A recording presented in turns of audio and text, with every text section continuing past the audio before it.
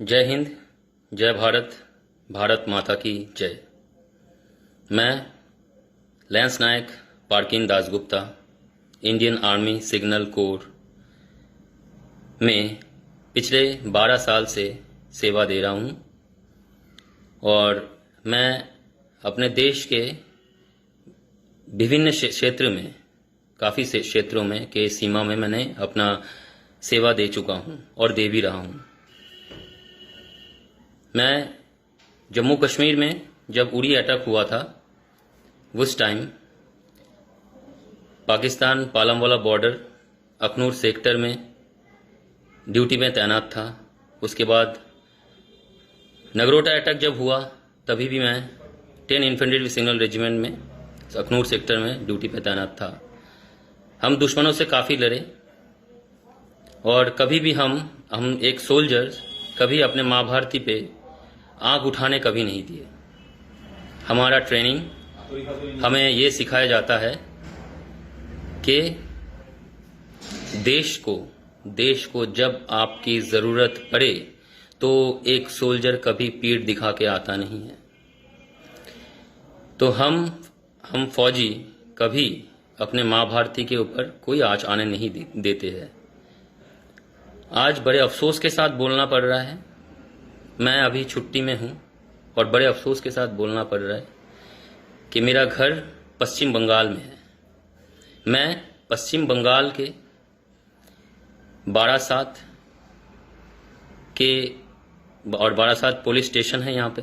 मैं यहाँ का रहने वाला हूँ बारासात, और मैं अभी छुट्टी में हूँ। पिछले 7-8 दिन हो गया मैं छुट्टी में हूँ। मेरे परिवार में मेरे माँ हैं, मेरे पिताजी है, मेरा वाइफ है, बच्ची है, भैया है। आज वीडियो बनाने का एक ही मकसद है कि 2 तारीख को बंगाल में विधानसभा के चुनाव का परिणाम आ चुका है। हमें सबको पता है कि तृणमूल कांग्रेस ने 200 से अधिक सीट पाके पूरे जनता का प्यार मिलके उन्होंने आज शपथ लिया, हमारे इस राज्य के मुख्यमंत्री बने और हम उनको बधाई देते हैं।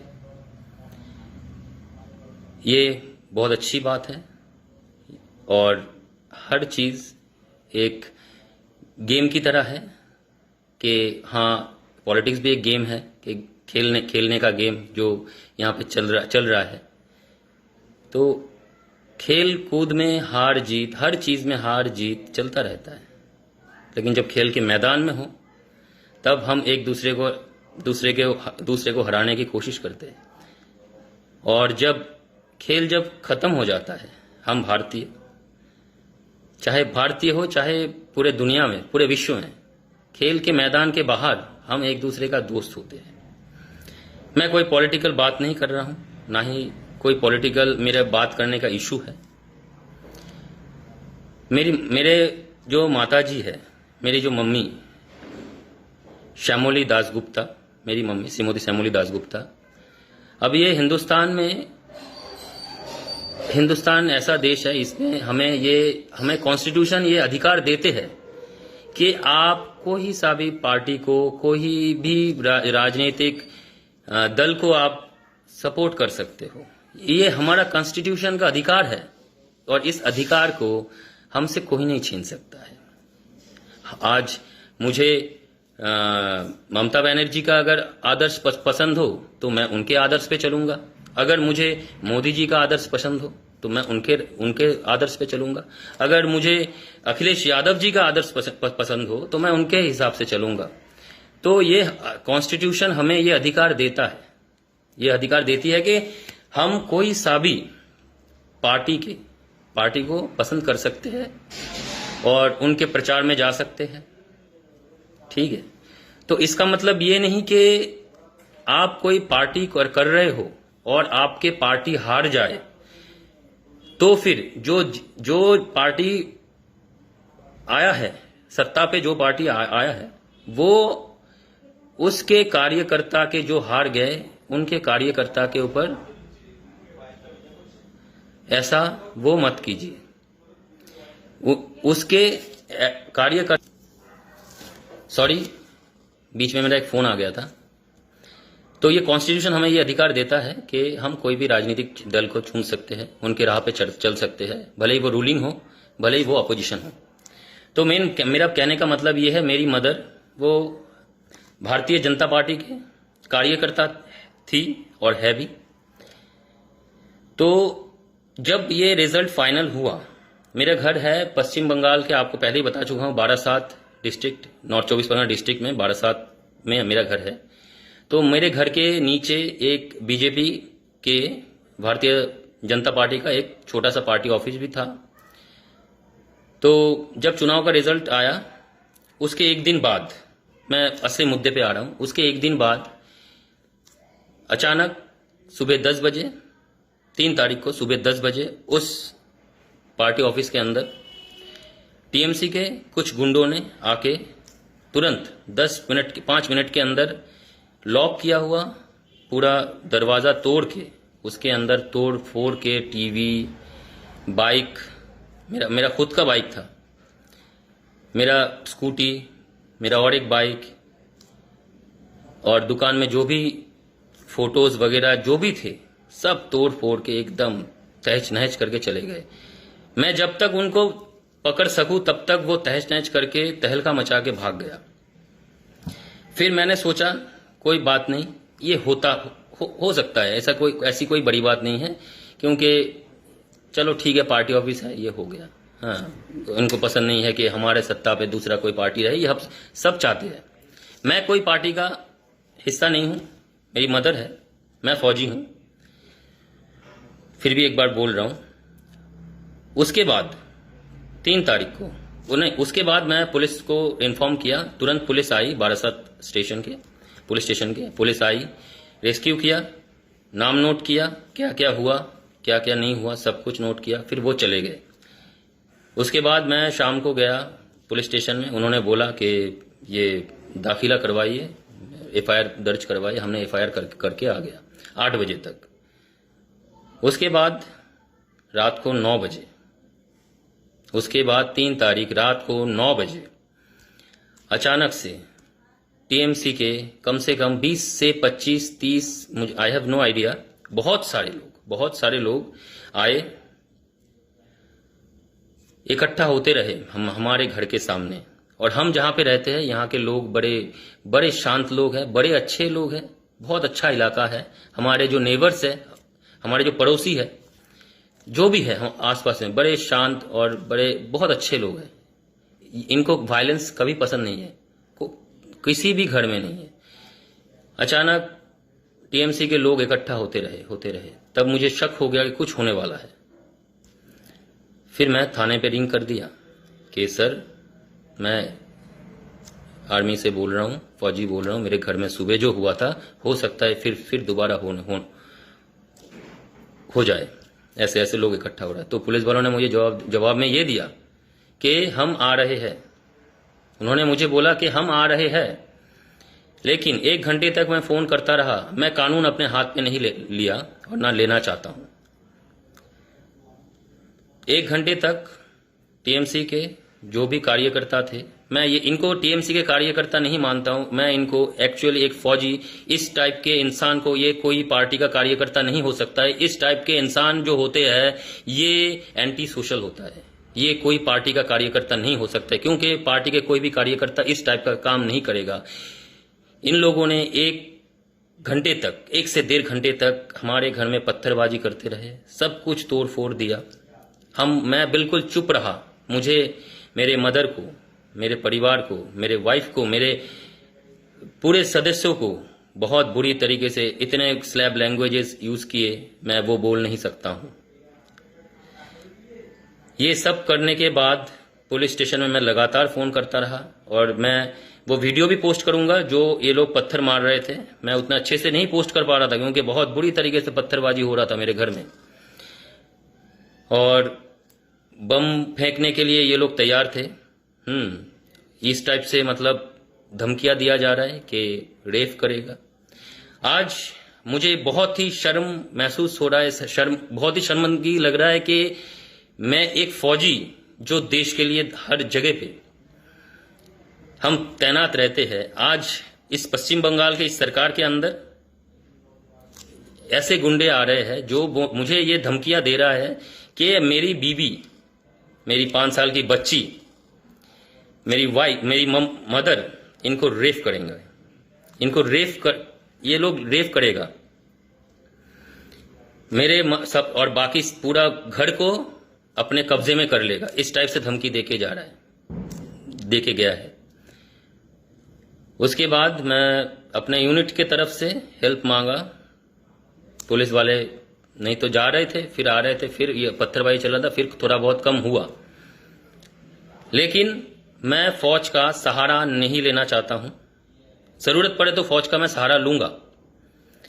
मैं इसीलिए बोल रहा हूं मैं फौज का सहारा नहीं लेना चाहता हूं। फौज मुझे रेस्क्यू करके यहां से निकाल लेगा, मेरे परिवार को बचा लेगा।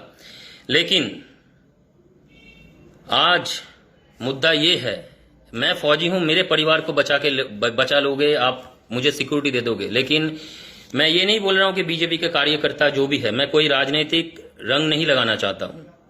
जो भी कार्यकर्ता, आज जो भी लोग, जो भी आम जनता जो भी है, इनके ऊपर जिस हिसाब से टॉर्चर हो रहा है, मैं उनके हित में बात कर रहा हूं। और सबसे पहली बात यह है कि मैं आज 3 दिन से घर से बाहर नहीं जा रहा हूं, क्योंकि मुझे ये डर है, ये पैनिक फील हो रहा है कि अगर मैं बाहर गया तो मेरे परिवार के ऊपर टीएमसी के गुंडों ने हमला बोल देगा।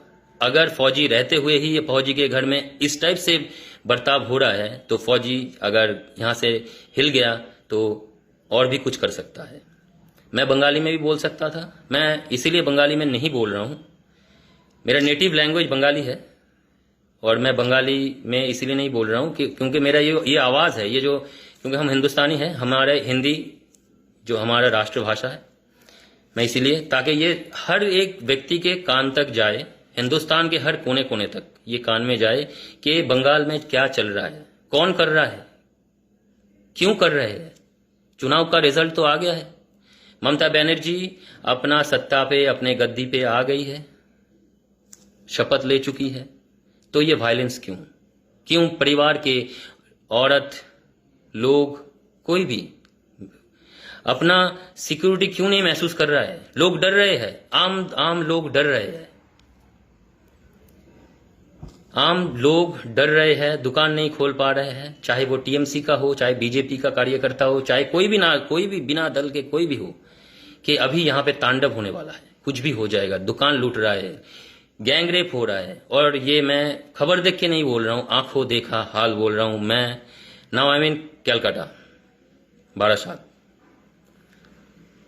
तो मैं मुख्यमंत्री जी, प्रधानमंत्री जी, अपने डिफेंस मिनिस्टर राजनाथ सिंह जी और अपना जनरल साहब एमएम नरवाने साहब को मैं ये वार्ता देना चाहता हूं। मैं जो छुट्टी में हूं, छुट्टी में बढ़ाऊंगा, और उसके बाद भी छुट्टी ना बढ़े, मैं जब तक अपने परिवार को सेफ महसूस नहीं करूंगा, तब तक मैं ड्यूटी ज्वाइन नहीं करूंगा। भले ही मेरा सर्विस चली जाए, जब तक मैं अपने परिवार को सेफ महसूस नहीं करूंगा कि हाँ, मेरा परिवार को मैं छोड़ के अपने सीमा पे मैं रक्षा के लिए जा रहा हूं, तब तक मैं ड्यूटी में नहीं जाऊंगा। भले ही मेरा सर्विस मैं डिस्चार्ज हो जाऊं, मुझे कोई फर्क नहीं पड़ता है, क्योंकि हम फौजी अगर देश के सीमा को रक्षा करने के लिए अपने जान कुर्बान कर सकते हैं, तो ये मेरा परिवार है। मैं अपने माँ बाप, अपने परिवार को बचाने के लिए मैं अपना जान कुर्बान करने के लिए तैयार हूं। और मैं उन गुंडों से अभी भी धमकी दे रहा हूं, अगर कुछ भी करने की कोशिश किया तो मैं घर में हूं। अगर घर वालों के ऊपर कुछ भी हो जाता है तो मैं अभी हथियार उठाने पे, मैं किसी भी तरीके से अपने परिवार की रक्षा करूंगा। भले पुलिस प्रशासन इसका हेल्प कर पाए ना कर पाए, मैं कोशिश करूंगा कि मैं अपने कॉन्स्टिट्यूशन को अपने हाथ पे ना उठाऊं। अगर उठाना पड़े तो फिर वो मैं अपने आत्मरक्षा के लिए, अपने परिवार की रक्षा के लिए, अपने माँ भारती की रक्षा के लिए, अपने परिवार की रक्षा करने के लिए मैं इस टाइप से कोई कदम उठाऊंगा, क्योंकि बंगाल में अभी डिफेंस करने का कोई जगह नहीं बचा है। यहाँ पे कोई किसी का बात नहीं सुन रहा है। यहाँ पे लोग, यहाँ पे जो एंटी सोशल है, जो ये टीएमसी के कार्यकर्ता जो भी है, ये लोग इंसानियत भूल गए हैं, कुछ भी करने के लिए उतर आए। अगर ये कुछ करने के लिए उतर आए तो मैं अपने परिवार के रक्षा के लिए, एक फौजी जैसे सीमा पे रहता है, मैं अपने परिवार की रक्षा के लिए मैं अपने घर में ही रहूंगा, परिवार को रक्षा दूंगा। ओके, मैं यहां तक बोल के अपना जो वक्तव्य था, जो बोलना था, मैं बता दिया। प्लीज मेरा ये जो वीडियो है शेयर करें, और मुझे कोई पॉपुलैरिटी के लिए शेयरिंग नहीं चाहिए। जो एक्चुअल ग्राउंड की हकीकत है, जो ग्राउंड में हो रहा है, मैं वही बताया। तो मेरा सबसे ये निवेदन है कि इस वीडियो को कोई राजनीतिक रंग ना लगाए, और मैं ये गुहार लगाता हूं पश्चिम बंगाल के मुख्यमंत्री ममता बनर्जी, हमारे देश के प्रधानमंत्री नरेंद्र मोदी जी, आप दोनों ने इसके पहले हमारे भारत में, हमारे बंगाल में जब भी कभी भी कोई सा भी प्रॉब्लम आया है, अम्फान आया, तब भी दीदी हमारी सत्ता पे थी और मोदी जी प्रधानमंत्री थे। दोनों मिलकर कोरोना के साथ लड़े। उसके बाद चुनाव हुआ, चुनाव में एक दूसरे के विपक्ष में थे, लेकिन हमें कोरोना के तरह और अम्फान की तरह, जैसे हम दोनों राजनेता को हम साथ मिलकर काम करते हुए देखे थे। आज बंगाल के आम जनता ये चाहते हैं, इस देश में जो वायलेंस हो रहा है, प्लीज दीदी और मोदी जी, प्लीज प्रधानमंत्री जी, आप दोनों सरकार मिलके इस वायलेंस को कम करे। नहीं तो अभी जो सिचुएशन बंगाल में चल रहा है, आप लोगों को वोट देने के लिए और कोई नहीं बचेगा। यहाँ पे बचेगा तो अराजकता बचेगा, और कुछ नहीं बचेगा, और कुछ नहीं बचेगा, और कुछ नहीं बचेगा। बंगाल को बचाइए। आप दोनों सरकार से यही निवेदन है, प्लीज बंगाल को बचाइए, इस वायलेंस को कम कीजिए, और